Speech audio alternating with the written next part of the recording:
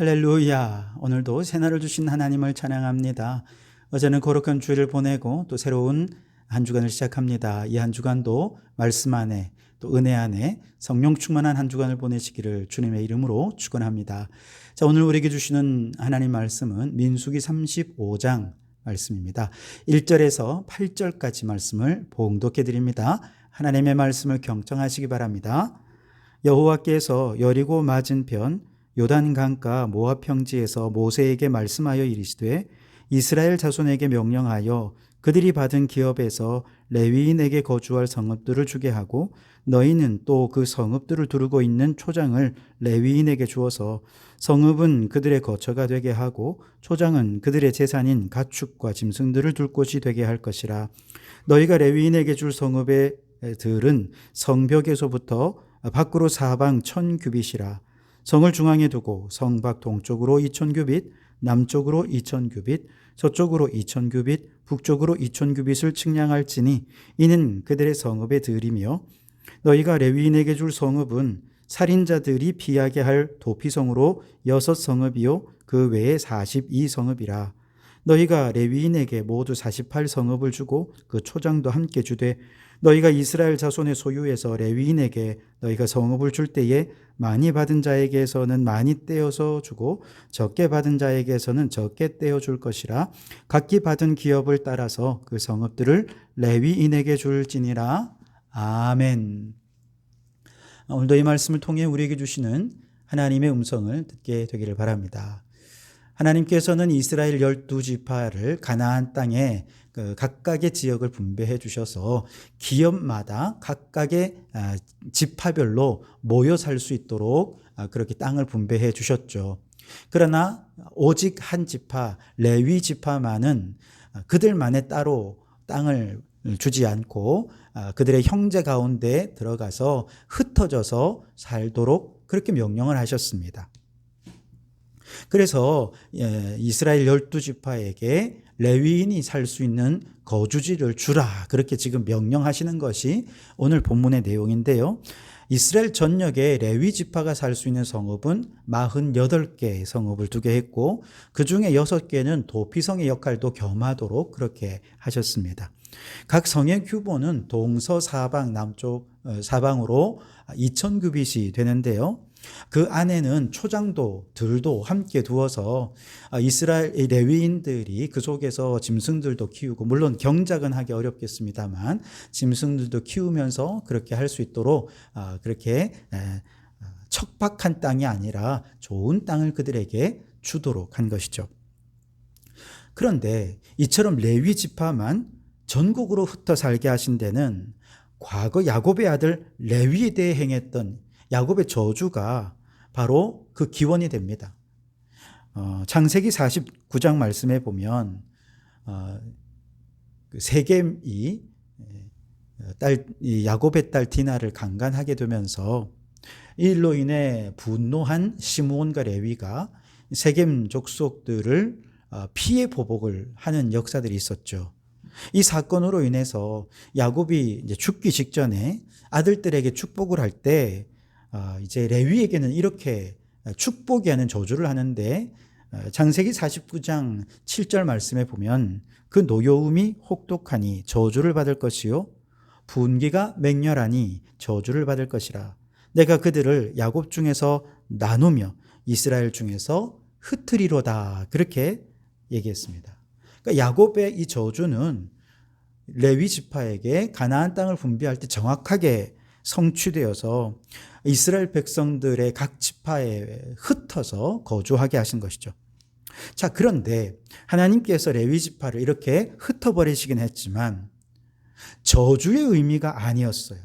오히려 하나님께서는 야곱의 저주를 바꾸어서 축복의 통로로 삼으시기 위해 레위 지파를 흩어버리셨습니다.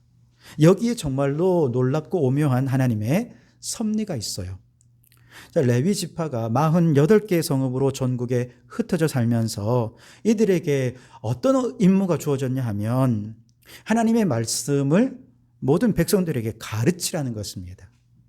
하나님께 드리는 제사를 통해서 백성들의 신앙의 양심을 깨우고 잠자는 영혼을 일깨우고 나아가 백성들의 영적인 지주가 되고 그들의 위로자가 되라라는 사명을 레위 지파에게 주신 것입니다. 여러분, 도대체 흩트리로다 하는 이 야곱의 저주가 어떻게 이와 같은 축복의 통로로 바뀌어질 수 있었던 것일까요? 그것은 레위인들이 하나님 편에 서서 하나님을 위해 열심을 내는 한 사건이 있었기 때문에 그렇습니다. 여러분 아시다시피 출애굽 직후에 이스라엘 백성들이 시내산에서 율법을 받을 때 모세가 산 위에 올라가서 40일이 되도록 내려오지를 않죠. 그때 두려움에 빠진 백성들이 산 아래에서 무엇을 만듭니까? 금송아지를 만들어서 우상을 숭배하게 되죠. 이때 다른 지파들은 다 우상을 숭배했지만 오직 레위 지파만은 우상 숭배에 가담하지 않았습니다. 그리고 모세의 명령을 따라서 여호와의 편에 서서 우상 숭배한 자들을 모조리 멸하는 역할을 감당하는 것이 레위 지파가 했던 일입니다. 그리고 바로 이 사건으로 인해서 하나님께서는 이제 그들이 하나님 편의 선자가 되었구나 라고 하시면서 저주를 축복으로 바꾸어 주셔서 이제는 저주로 인해 흩어지는 것이 아니라 축복의 통로가 되기 위해 그들을 이스라엘 12지파 사이로 흩어버리신 것이죠. 여러분, 이처럼 원래 죄로 인해 지옥의 저주의 길이 예정되어 있던 자들이 하나님의 편에 서서 축복의 길로 들어서게 된 사람들이 있습니다. 그들이 누구입니까? 바로 예수님을 믿고 구원받은 우리 성도들이죠. 우리가 예수님을 믿고 구원받았을 때 그 십자가의 보혈의 능력은 우리로 하여금 저주가 변하여 축복이 되게 하신 것입니다. 그런데 레위인들이 이스라엘 백성들 가운데 살면서 감당했던 사역들, 말씀을 가르치고 잠자는 신앙의 양심을 깨우고 영혼을 깨우고 위로자가 되는 이러한 역할들을 오늘 누구에게 주셨어요? 세상 속에, 사람들 속에 뒤섞여 살아가는 우리 성도들에게 주신 사명이기도 하다는 것이죠. 다시 말해서 하나님께서 저주를 축복으로 바꾸어 주신 이유가 뭐냐? 세상의 죄 가운데 살아가는 사람들 안에서 말씀을 전하고 예배로 그들의 신앙의 양심을 깨우고 죽어가는 영혼들을 살리고 이 험준한 세상 속에서 실패하고 낙심한 자들의 참된 위로자가 되어주는 축복의 통로가 되라고 우리를 저주에서 축복으로 바꾸어 주신 줄 믿습니다. 우리가 그리스도인으로서 신앙생활하면서 예배를 드리고 봉사하는 것은 그저 내가 구원받고 우리 가족이 복을 받고 잘되게 하는 데 목적이 있는 게 아닙니다. 물론 내가 구원받는 것, 천국 가는 것 중요합니다만, 그러나 이것이 우리의 궁극적인 목적이 아니라는 거예요. 안타깝게도 많은 성도들이 이처럼 이기적인 신앙생활, 기복적인 신앙생활에 그 신앙의 수준이 멈추어 있다 보니 세상에 대해 특별한 관심도 없고 사명감도 없이 그렇게 살아가고 있는 것이죠. 그러다 보니 죽어가는 영혼에 무관심합니다. 탄식하는 피조물들의 탄식 소리 듣지 못합니다. 그러면서 나도 모르는 사이에 무의식적으로 그냥 다른 사람이 하는 것과 똑같이 자연을 파괴하고 그렇게 이웃의 아픔에 무관심한 채 신앙의 양심에 아무런 가책도 거리낌도 없이 그렇게 살아가고 있는 것이죠. 이처럼 세상에 대해 아무런 영향력도 끼치지 못하고 세상의 빛과 소금이 되지 못하는 성도들을 주님은 기뻐하지 않으십니다. 그러니 여러분, 우리는 예수님을 믿을 때 저주가 변하여 축복이 된 사람들이다. 이것을 기억하실 수 있길 바랍니다. 축복이 된 우리를 세상 속에 흩어 살게 하신 이유는 세상의 축복의 통로가 되게 하시기 위해서입니다. 세상 속에 말씀을 전하고 양심을 깨우고 영혼을 구원하는 제사장 나라 사명 잘 감당하는 우리 성도들이 되실 수 있기를 주님의 이름으로 축원합니다. 자, 6절 말씀을 보시면 너희가 레위인에게 줄 성읍은 살인자들이 피하게 할 도피성으로 6성읍이요 그 외에 42성읍이라 그렇게 말씀을 하시죠. 레위인의 48개 중에 6개의 성읍은 도피성으로 사용하라고 말씀하셨습니다. 도피성은 어떤 곳입니까? 의도치 않게 실수로 사람을 죽인 사람이 정당한 재판을 받기 전에 보복으로 인해 살해당하지 않도록 그 생명을 보존해주는 역할을 하는 것이 도피성입니다. 예를 들어 나를 죽이려고 달려드는 강도와 몸싸움을 하다가 의도치 않게 강도가 오히려 죽게 되었습니다. 자, 그러면 그는 정당방위를 행한 것이죠. 그러나 강도당하는 위급한 상황을 고려하지 않고 사람을 죽인 것만 따지면서 그에게 보복하려 한다면 그는 강도의 위협을 당했을 뿐만 아니라 이번에는 보복을 당할 위험까지도 당해야 하는 이중고통에 시달리게 되지 않겠습니까? 그래서 하나님께서는 도피성에 도피해서 정당한 재판을 받을 수 있도록 하신 것이죠. 자, 그러나 사실 도피성은 단지 의도치 않게 살인한 그 사람만을 위한 것은 아니에요. 이스라엘 전체 백성, 이스라엘 공동체 전체를 위한 것이기도 합니다. 왜냐하면 당시 이스라엘 사회에서는 살해된 사람의 가장 가까운 사람이 그를 대신해서 살인자를 죽여 원수를 갚는 것이 일반적인 관습이었거든요. 그런데 이러한 사적인 보복이 한 번으로 그치는 게 아닙니다. 연속적인 피해 보복으로 이어지게 되어 있습니다. 다시 말해서 한 사람이 피해 보복을 시작하게 되면 그 다음에는 피해 복수를 당한 사람의 또 가까운 사람이 또 다시 피해 복수를 감행하게 되고 이러한 보복의 연쇄작용은 결국 개인에서부터 시작된 다툼이 가족의 문제가 되고 가족의 문제가 한 가문의 문제가 되더니 나아가 공동체 전체를 비극으로 만들어가게 되는 것이죠. 그래서 하나님께서는 도피성을 만들어서 실수로 살인한 사람을 보호할 뿐만 아니라 이스라엘 백성 전체가 피해 보복의 악순환에 휘달리지 말도록 방지하는 역할을 하게 하셨던 것이죠.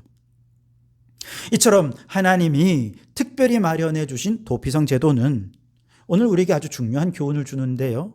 그것은 바로 진정한 평화는 보복을 통해 이루어지는 것이 아니라는 것입니다. 진정한 평화는 보복이 아니라 화해와 용서를 통해 이루어진다 하는 것을 말씀해 주고 있는 것이죠. 아무리 내가 잘못했어도 상대가 원한을 품고 내게 보복을 한다면 어떻습니까? 내가 물론 잘못했죠. 그러나 상대방이 내게 보복을 하면 나도 또한 그에게 또 다른 원한을 품게 되지 않겠습니까? 그래서 원수에 대한 보복은 또 다른 보복을 부르고 결국 파멸로 끝나게 되는 것이죠. 그러나 원수를 용서하고 화해하는 손길을 어느 한쪽에서 먼저 내밀게 된다면 죄를 지은 사람도 그 너그러움 앞에서 자신의 죄를 뉘우치고 날카로운 분노의 감정이 부드럽게 녹아져서 평화가 찾아올 수 있게 되는 것이지요. 그래서 예수님께서는 오른뺨을 치는 자에게 왼뺨을 돌려대고 억지로 오리를 가게 하는 자에게 심리를 동행해 주어라. 겉옷을 빼앗는 자에게는 속옷까지 내어 주어라. 그렇게 말씀하시면서 용서와 화해의 사람이 되라고 말씀하십니다. 용서와 화해는 어떤 통쾌한 복수보다 더 강하고 모두를 살리는 참된 평화를 가져온다라고 하는 진리를 우리에게 가르쳐 주신 것이죠. 그러므로 여러분, 복수는 잠시 통쾌할 수는 있겠지만 분노와 보복의 또 다른 악순환을 부른다는 측면에서 이건 파멸의 길이라는 걸 잊지 마십시오. 복수의 악순환을 끊는 고리. 그래서 이제는 평화를 가져오는 유일한 방법은 바로 용서와 화해라는 것을 기억하실 수 있기를 바랍니다.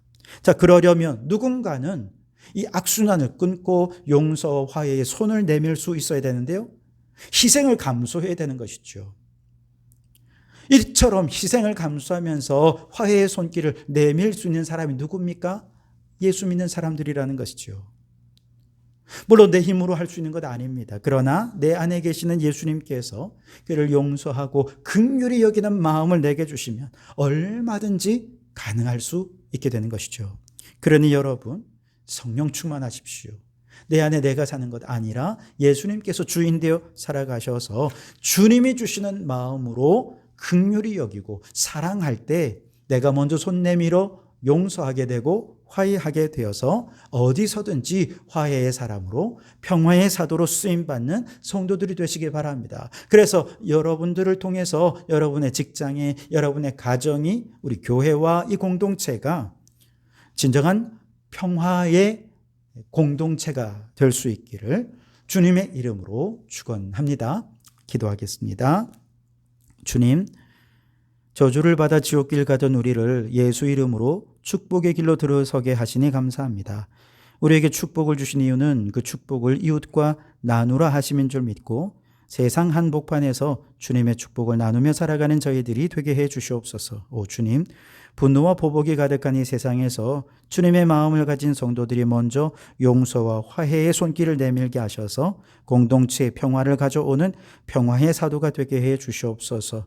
주님, 장마로 인한 어려움을 당한 사람들을 위로해 주시고 속히 일상의 삶이 회복되게 도와주시옵소서. 여름 캠프를 주님께서 기억하여 주셔서 교육부의 여름 캠프를 통해서 우리의 자녀들이 신앙의 정체성을 분명히 하고 사명을 깨닫는 계기가 되게 해 주시옵소서. 예수님 이름으로 기도하옵나이다. 아멘.